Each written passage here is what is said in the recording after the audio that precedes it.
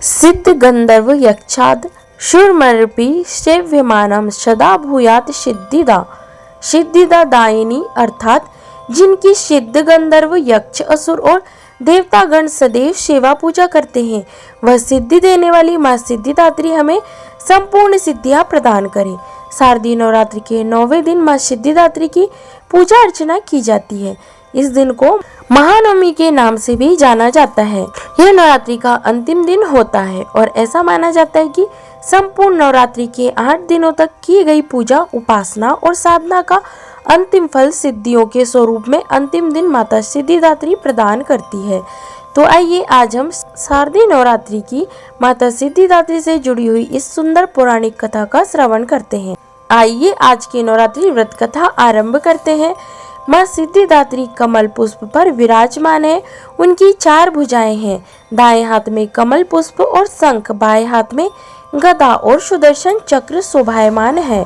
माता ने लाल वस्त्र धारण किए हैं और उनका स्वरूप अत्यंत तेजस्वी है।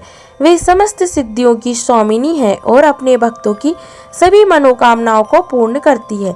शिव पुराण और देवी भागवत पुराण में वर्णन आता है कि जब माँ कुष्मांडा ने इस ब्रह्मांड की रचना की थी, तब उन्होंने त्रिदेव यानी कि ब्रह्मा जी, भगवान विष्णु और भगवान शिव को भी अनेक प्रकार की विभिन्न सिद्धियां प्रदान की थी। भगवान शिव को उन्होंने 8 महासिद्धियां प्रदान की और 10 गौण सिद्धियां दी, यानी कुल 18 सिद्धियां प्राप्त हुई। और इन सिद्धियों के कारण ही भगवान शिव अर्धनारीश्वर कहलाए, क्योंकि माता की कृपा से उनका आधा शरीर देवी का हो गया। भगवान शिव को जो सिद्धियां प्राप्त हुई थी, उनके नाम इस प्रकार हैं: अणिमा, लघिमा, प्राप्ति, प्राम्य, महिमा, ईशित्व, वसित्व, सर्व, कामावशायता, सर्वज्ञत्व, दूर श्रवण, परकाय, प्रवेशन, वाक सिद्धि, कल्प वृक्षत्व, सृष्टि, संहार, करण, सामर्थ्य, अमरत्व, सर्व न्यायकत्व, भावना और सिद्धि। इन सभी सिद्धियों को प्रदान करने के कारण माता को सिद्धिदात्री के नाम से जाना जाता है। माँ सिद्धिदात्री की उपासना का गहरा आध्यात्मिक संदेश भी है।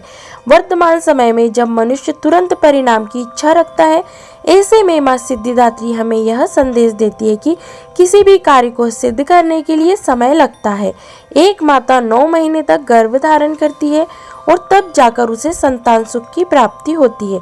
इस भौतिक संसार में विचरण करने वाली ऋतुएं भी समय समय पर प्रवेश और निकास करती है। सच्ची सिद्धि धैर्य, साधना और निरंतर अभ्यास से ही आती है। और भगवान शिव को भी जो सिद्धियां प्राप्त हुई, वे भी उनकी कठिन तपस्या के परिणाम स्वरूप ही प्राप्त हुई थी। माता का संदेश यह है कि व्यक्ति को अपनी क्षमताओं को पहचानना चाहिए, उन्हें सही दिशा में उपयोग कर लेना चाहिए और अपनी क्षमता अनुसार अधिक से अधिक कठोर तपस्या करनी चाहिए। तपस्या का अर्थ सिर्फ बाहर में जाकर या जंगल में जाकर रहना ही नहीं होता। तपस्या वास्तविक जीवन में, यानी कि अपने गृहस्थ आश्रम में रहते हुए भी निभानी होती है। और वास्तविक तपस्या हमारे आध्यात्मिक उच्च प्रगति के लिए होनी चाहिए।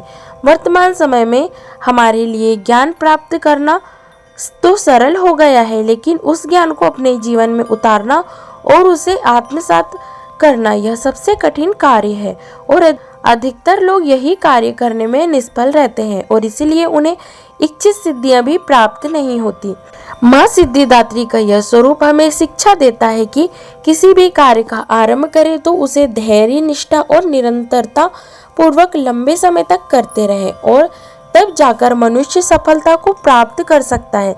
शारदीय नवरात्रि के 9वें दिन माता सिद्धिदात्री की पूजा अर्चना करने के लिए सबसे पहले प्रातःकाल ब्रह्म मुहूर्त में उठ जाए, क्योंकि यह अंतिम दिन है, अंतिम अवसर है देवी माँ की उपासना करने का। इसलिए प्रातः ब्रह्म मुहूर्त में उठकर स्वच्छ शुद्ध जल से स्नान करें, स्वच्छ वस्त्र धारण करें, लाल या पीले रंग के कपड़े पहन सकते हैं। उसके बाद पूजा के स्थल को स्वच्छ बनाएं, उसे गंगा जल या गौमूत्र से शुद्ध करें और फिर अगर माता सिद्धिदात्री का चित्र या विग्रह है तो उसकी स्थापना करें और उसके बाद उन्हें 9 प्रकार के फूल अर्पित करें, 9 प्रकार के विभिन्न फल अर्पित करें और 9 प्रकार के व्यंजन बना के उन्हें अर्पित करें। षोडश उपचार के साथ उनकी पूजा आराधना करें और अंत में इस मंत्र का उच्चारण करते हुए उनका जप करें। ओम देवी सिद्धिदात्री नमः। नवरात्रि के 9वें दिन विशेष रूप से खीर, हलवा, चना और मौसमी फल अर्पित किए जाते हैं। कई स्थानों पर नवमी के दिन कन्या पूजन करने का रिवाज होता है, तो इस दिन भी आप 9 कन्याओं का विधि पूर्वक पूजन कर सकते हैं। उन्हें देवी माँ का रूप समझकर उनकी आराधना करके, उन्हें तिलक लगाकर, उन्हें भोजन करवाकर और अपनी क्षमता अनुसार कुछ न कुछ भेंट उपहार देकर उन्हें प्रसन्न कर सकते हैं। इस दिन यज्ञ और हवन का भी विशेष महत्व होता है। अगर संभव है तो आप अपने घर में ही छोटा सा यज्ञ कर सकते हैं और उनमें बीज मंत्र की आहुति दे सकते हैं। और यह बीज मंत्र है ओम ह्रीं क्लीं चामुंडाय विच्छय नमः। इस प्रकार आप अपनी क्षमता अनुसार नवरात्रि के अंतिम दिन माँ सिद्धिदात्री की पूजा अर्चना कर सकते हैं। नवरात्रि के अंतिम दिन पर माता सिद्धिदात्री की पूजा आराधना करके उनसे विशेष प्रार्थना की जानी चाहिए और यह प्रार्थना अपने तथा अपने परिवार की सुखकारी और कल्याण के साथ साथ अपनी आध्यात्मिक साधना को तीव्र बनाने के लिए भी की जानी चाहिए, क्योंकि इस भौतिक संसार में हम जितनी भी सिद्धियां प्राप्त कर ले, अंततः एक दिन वह नष्ट हो जाएगी। लेकिन एक ही सिद्धि ऐसी है जिसका कभी नाश नहीं होता और वह है परम भगवान श्री हरि की शुद्ध भक्तिमय सेवा। भक्ति एकमात्र ऐसा उपाय है जिसके माध्यम से हम इस जन्म मृत्यु के संसार सागर से सदा सदा के लिए मुक्त हो सकते हैं। तो इसलिए नवरात्रि के अंतिम दिन माँ सिद्धिदात्री की पूजा आराधना करते हुए उनसे भक्ति मांगना बिल्कुल मत भूलिएगा, क्योंकि यही वास्तव में परम श्रेष्ठ सिद्धि है जो कभी भी नाश नहीं होती। इसके साथ ही आज की हमारी नवरात्र व्रत कथा को यहीं पर विराम देते हैं। तो बोलिए प्रेम से माँ सिद्धिदात्री की जय। जय माता दी। आशा करती हूँ यह कथा आपको अच्छी लगी होगी। ऐसी ही कथाएं सुनने के लिए और ज्ञानवर्धक जानकारियाँ प्राप्त करते रहने के लिए हमारे चैनल को सब्सक्राइब करें। जय माता दी। धन्यवाद।